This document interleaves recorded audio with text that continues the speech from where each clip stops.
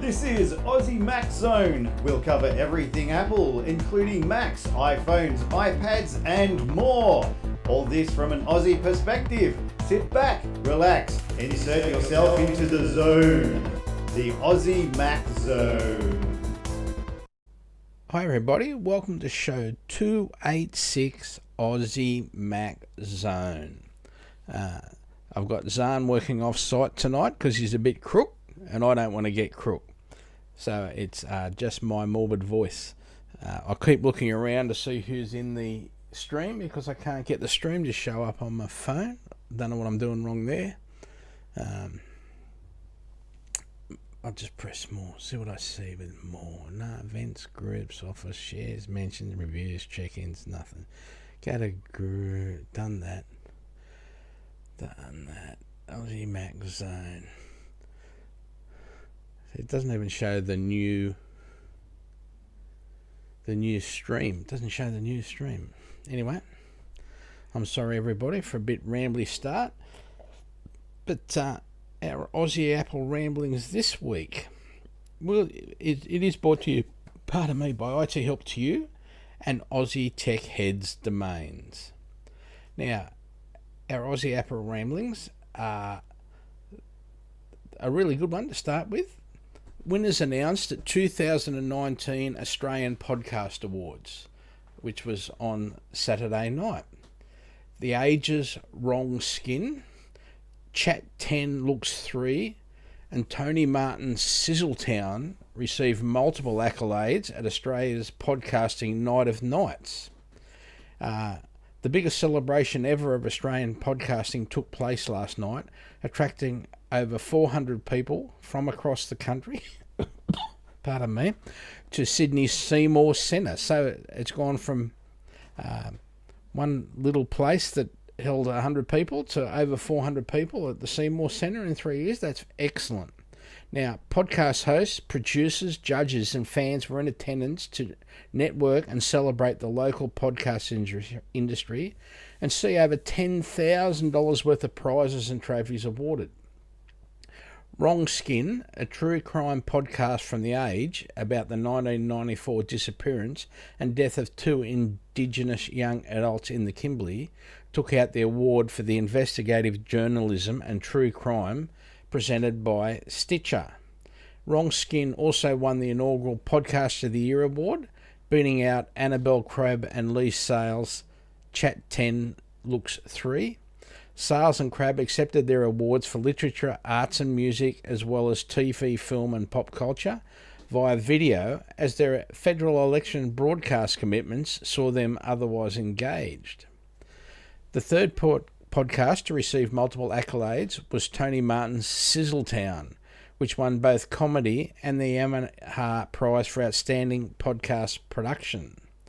Still Jill, which brings listeners inside host Jill Emberson's personal account of living with ovarian cancer, won documentary and storytelling and was presented by Zoom. On a night where the federal election dominated political narratives outside the Seymour Centre, Russia, if you're listening, a podcast about Trump and the Mueller investigation, won political, social and cultural affairs. Now, a full list of winners is Podcast of the Year, Wrong Skin, Investigative Journalism and True Crime, Wrong Skin, Documentary and Storytelling presented by Zoom, Still Jill, Independent True Crime, Let's Talk About Sex, SECTS, Literature, Arts and Music, Chat 10 Looks 3, TV, Film and Pop Culture, Chat 10 Looks 3, Comedy, Tony Martin's Sizzletown, the Yamaha Prize for Outstanding Podcast Production, Tony Martin's Sizzletown, Popular Vote, Shameless, Best Fancast, Eyes on Gilead, A Handmaid's Tale podcast.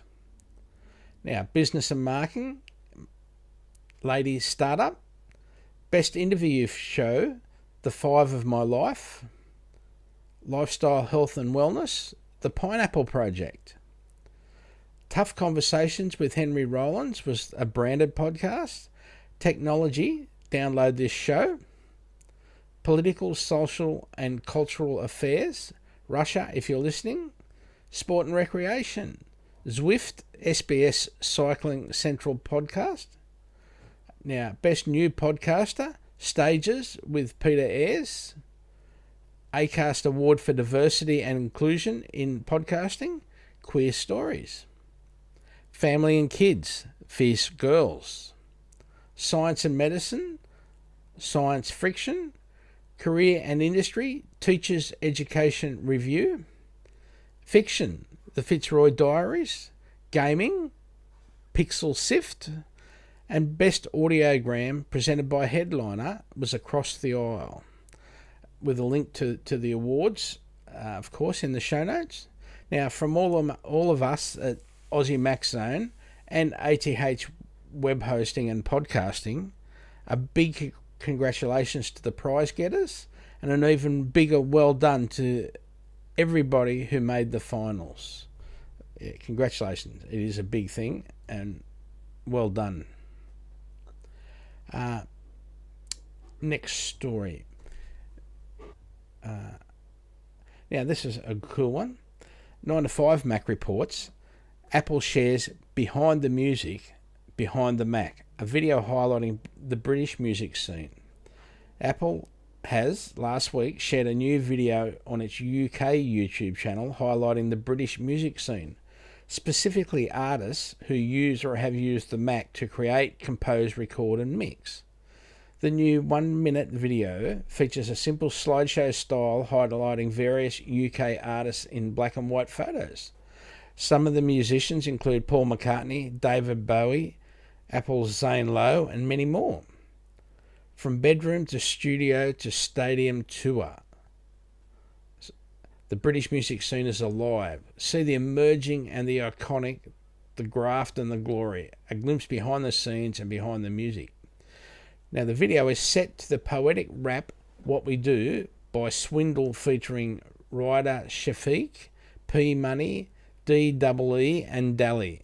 Apple also highlights its Behind the Mac microsite that promotes all the ways Mac and its software are a great fit for artists. Apple also has an interview with Swindle, whose song is featured in the video, along with many other artists, on its Behind the Mac page on iTunes. Certainly worth a look, and it's a great little video. There's a link to the video and a link to the story, of course, in the show notes.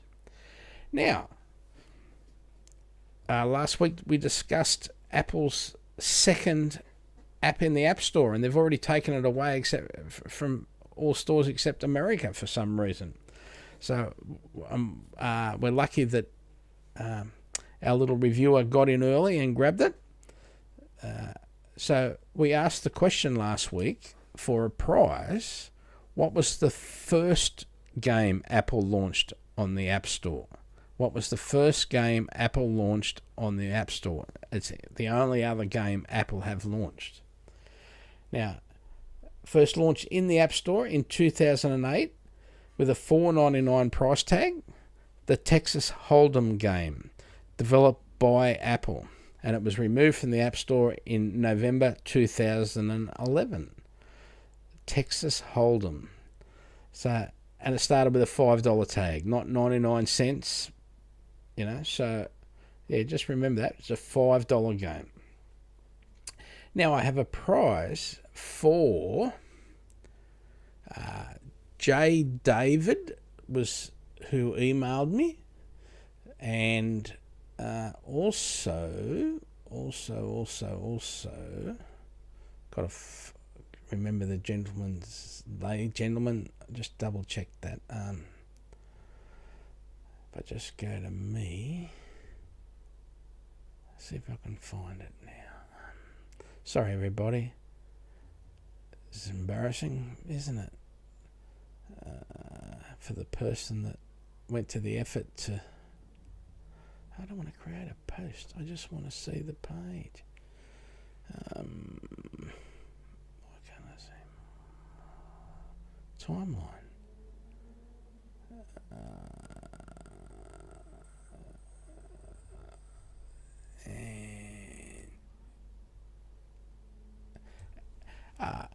Adam Vonhoff, Vonhoff, Adam. Thank you, Adam. Sorry it took me a while to find your name there, and do appreciate that.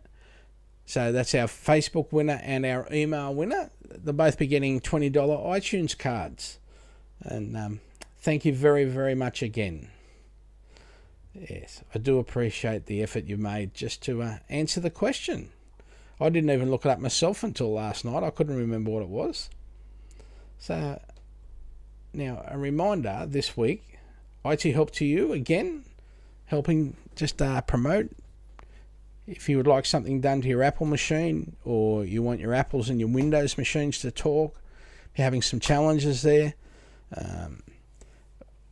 please contact IT Help to You, www.ithelptoyou.com.au. Thank you very much. Pardon me. This one's really interesting. I find this next story very interesting. Japan's 7-Eleven stores will sell Apple's own iPhone accessories. The majority of Japan's 20,925 strong chain of 7-Eleven convenience stores will stock official Apple iPhone accessories, including cables, power adapters, and EarPods, beginning on May 22. The convenience stores owned by 7-Eleven Japan are stocking a series of iPhone accessories made by Apple. It appears this is the first time a Japanese convenience retail chain has stocked Apple-made accessories, at least with Apple's blessing. Now, this is also a particularly significant move because the plan is believed to be for some 90% of the country's stores to stock Apple items, which is a lot, isn't it? 90% of 21,000 stores. Now, by selling Apple accessories at 7-Eleven throughout the country, announced the company in a translated press release, we will provide many customers with the convenience of being able to purchase at, when they want, immediately and nearby stores. The accessories will appear first in stores that are chiefly in central Japan, specifically 7-Eleven outlets in Tokyo, the Nagano Prefecture and the Yamanashi Prefecture. The initial release will also include the northern island of Akade. So they'll be selling, the picture was a picture of the Apple iTunes card and the seven cables and power supplies and EarPods. Yeah. Now, our gaming section. So it'll be very quiet tonight because Zarn's not here to do it for me.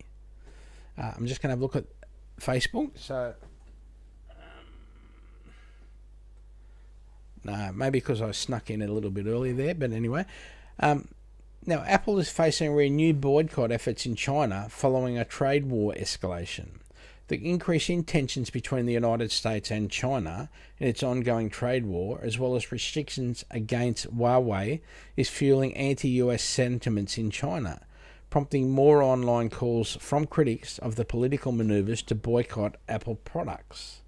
I'll get onto that in a minute. On May 10, US President Donald Trump's administration followed through with promises to penalise Chinese goods imported to the country, raising tariffs for goods, including some Apple accessories, from 10% to 25%.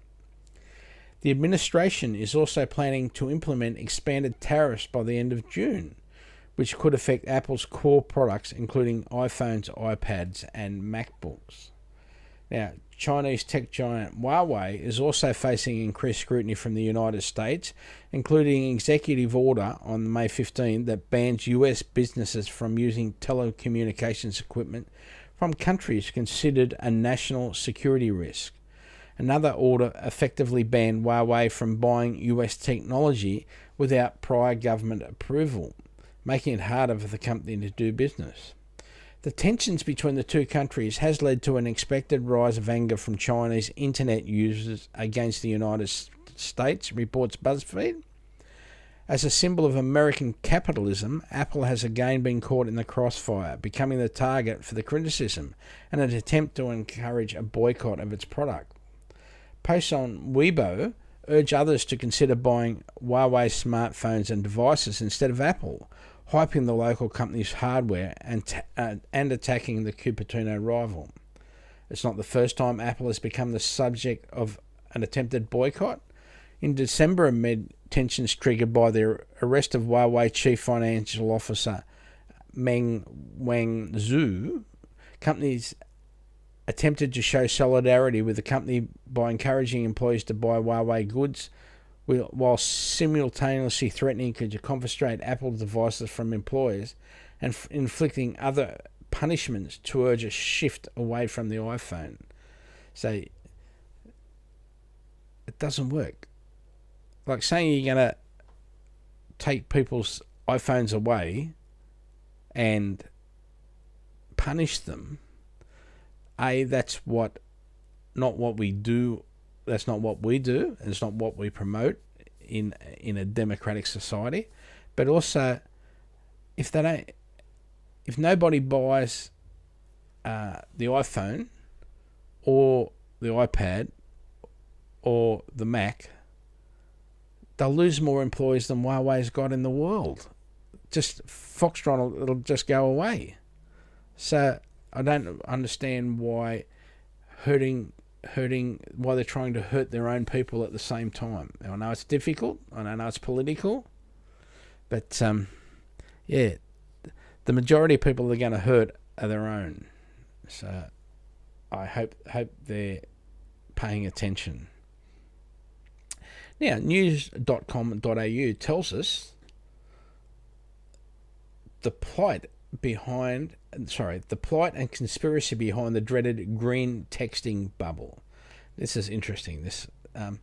In the world of text, there might not be a bigger divide between green and blue text bubbles and impacting people's love life. Now, I'm sure we reported this in America a couple of months ago, but this is an Australian story. As humans, we have an instinct for tribalism that can manifest itself for some strange ways, but this has to take the cake. I'm talking about iPhone users who hate on Android. Those who have been shamed for their green text bubble will understand this all too well. The big divide in the smartphone world is between Apple's iPhone and phone that run on Google's Android software. And on one side, that has given rise to a type of texting cased system. Pardon me. The iPhone's default messaging app, iMessage, runs over the internet and recognises users by identifiers like their iCloud account and email address to relay the text. The message gets a dark blue background, comes with a read receipt, doesn't have a character limit, and because it happens online, it doesn't incur any charge. But if an iPhone user is texting a non-iPhone user, iMessage relies on the standard SMS protocol, and the message turns up in an arguably less appealing bright green bubble. Who cares, right? It turns out a lot of people. In the latest episode of Tech Podcast, Why'd You Push That Button?, Ashley Carmen took a deep dive in the judgmental world of texting. She started with a story and it went like this. She was looking for love on the dating apps and was hitting it off with this guy. They exchanged numbers, but then he kept texting her via the dating app. Pardon me. When they met at a bar, one of the first things he said was to apologise for persisting in the dating app and explain, or rather confessed, that he was an Android user. I have an Android phone and that's why I didn't message you, he apparently told her. As it turns out, he'd been burned before. I've previously messaged women before I've told them I have an Android phone, and then they ghost me or tell me, see you later, because they don't want to text someone with a green bubble, he told her. Is that ridiculous? Absolutely. But for Android users in a world of iPhone lovers, the curse of the green bubble is apparently real. He's not alone. Tech writer Michael Seamons wrote about how he felt compelled to buy an iPhone because he was ashamed of his green bubble after a love interest took umbrage with his non-Apple device. Jokes or not, this texting apartheid has become somewhat of a meme among iPhone users. This seems to be a big thing among people in the US, where iPhones are particularly popular and iMessage is widely used as a default texting app. In other parts of the world, apps like Facebook Messenger and WhatsApp are more popular for group messaging, and people live in blissful harmony. As noted above, the technology of the SMS protocol is pretty clunky compared to internet-based messaging apps and offers a worse user experience, a reason some Android haters cite for not wanting to text with a green bubble for fear of miscommunication. It also means Android users can't be included in group messages inside the iPhone app, sometimes leading to a disjointed conversation. For this reason, it makes sense for Apple to differentiate the type of text users differentiate the type of text to users can be aware, but nonetheless, conspiracy theories abound about the colours, the warm and inviting blue versus the artificial green, as if they're designed to provoke some emotional reaction. Users think less of non-iPhone owners. Maybe they're right, and someone at Apple is an evil genius subtly driving a wedge between society to boost iPhone sales. So, if you've ever been judged for your Android and you want to understand your tormentor, it's worth listening to the podcast episode, because the range of emotions people admit to feeling about the dreaded green bubble is rather astonishing. Or alternatively, if you're looking for an excuse to ghost someone, maybe blame it on the green bubble. So, yeah. Yes, the group messaging is a bit of a pain when you have someone just outside the group. Hence, that's why we use Facebook or WhatsApp, depending on the group you're in, what they want to use, which is annoying because then you've got to have 15 apps open on your phone for each different group. So yeah, but have a listen, and we apologise, sort of, maybe not. Now, reminder this week, we are brought to you by Aussie Tech Heads Domains, and we've talked about this before. There's like 400 different top level domains. It's astounding. So if you go to Aussie Tech Heads, athwebhosting.com.au, and go to the billing cart, and you can see all the domains that you can register. And there's so many. So if you're a lawyer, there's lawyer ones. If you're an accountant, there's an accountant. You can just be Joe Blow Accountant. Simple as that, joeblow.accountant. Tells everybody what you are. None of this .com.au, just Joe Blow Accountant. And if you are an accountant, you might want to get in early and get it before someone in Spain or America or England or Europe gets the same one, and therefore you can't be that leading accountant. If you want people to Google Joe Blow Accountant and you want to be at the top, you have to get them early. So yeah, it's not that hard, and there's great easy ways at athwebhosting.com.au to set up your website. So it doesn't cost that much to have a simple basic website. That's all I've got. I think I've got 4 pages on my website. It's based so people with an iPad and an iPhone can read it. The only thing I've got to do now is make it have a dark background, so when people are in dark mode on their newer devices, it doesn't wake them up in the middle of the night when they're looking for IT help to you. But yeah, remember, Aussie Tech Heads Domains. It's always worth a look, isn't it? Always worth a look. Not that ad. That one with the pretty bubbles going up. Aussie Tech Heads web hosting and podcasting. We know that.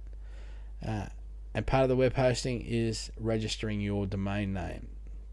And don't just think of .com.au or .com or .net. Start thinking outside the bubble and be a leader. Now, back to me. There we go. The gadget guy, Kerr of Apple News, can an iPhone fast charge? Gadget guy tests reveal a surprising outcome. gadget guy Val Quinn put 4 iPhone XS Max and different genuine chargers to the test? And the answer is yes and no. The short answer, an iPhone can fast charge if it is an 8 or later, X, XR or XS, but not with the 5-watt charger supplied in the box. So yeah, if you want your phone to fast charge, you have to go out and buy the 12 or, seriously, the 18-watt charger is really the one you want for fast charging. And that way you covered yourself in the future as well. That's important. So iPhone 8 or later, but not with the charger that comes in the box, because Apple are too stingy. I don't quite understand that.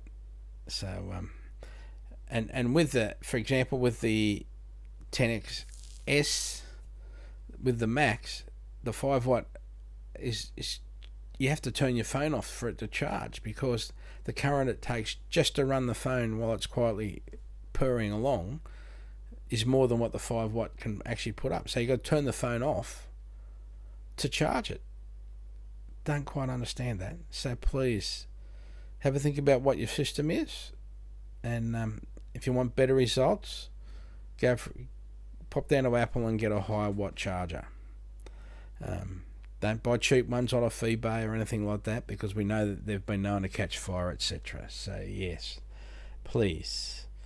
But yeah, and Apple, please think about putting the right current chargers in the box with your devices. Let's see.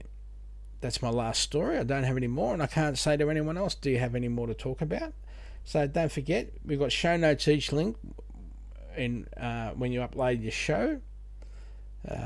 You can go to aussiemaxzone.com.au, and I'd also like to thank Jay David and Adam Vanoff for joining our prize collection this week. Much appreciated making the effort. aussiemaxzone.com.au. You'll see the last 5 show notes. Spotify, search for Aussie Max Zone. I know there is one more story I want to talk about.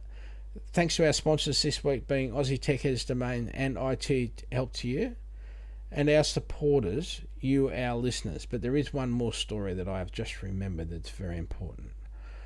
I got another email this week from the Centrelink or the tax department or some government department talking about money that they want to give me, which I appreciate very much.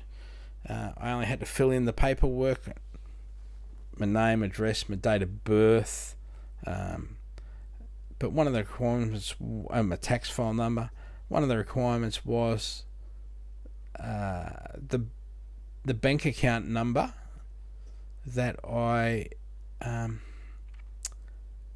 got my last year's tax return paid into.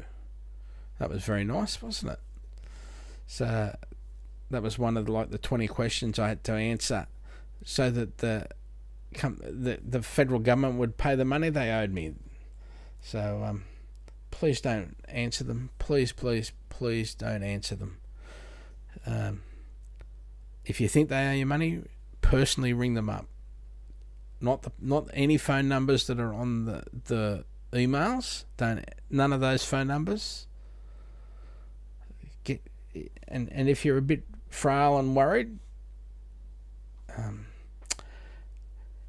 get someone in your family to do it, or look up IT Help to You, call me, and I'll ring the tax department and prove that it's not a real letter for you. Yeah, please tell your friends, please tell your family, don't answer them. Like, if you're having a Christmas in July party, tell everybody, don't answer them. You know, it's up to us to tell our family members who aren't techies, don't answer these rotten emails or text messages, or please. So I got some this week where people were trying to sell me 190,000 users, email addresses, etc. And so it was some big special promo that they were looking after me, but I got it from like 15 different people, all with exactly the same information, except who it was from was a different person. Like, it's that easy to just send the same letter off these days. Basically, it costs nothing. So we have to make sure our family members are fully aware, don't fill out the crap and don't answer the crap. And even now, be aware of who's calling you on the phone. It's rotten. This part of the technology life sucks. So please don't go through any of that. But more importantly, hopefully Zarn will be better next week. We'll be back. Congratulations to all the Australian podcast winners. That's awesome. I'm very proud of you all.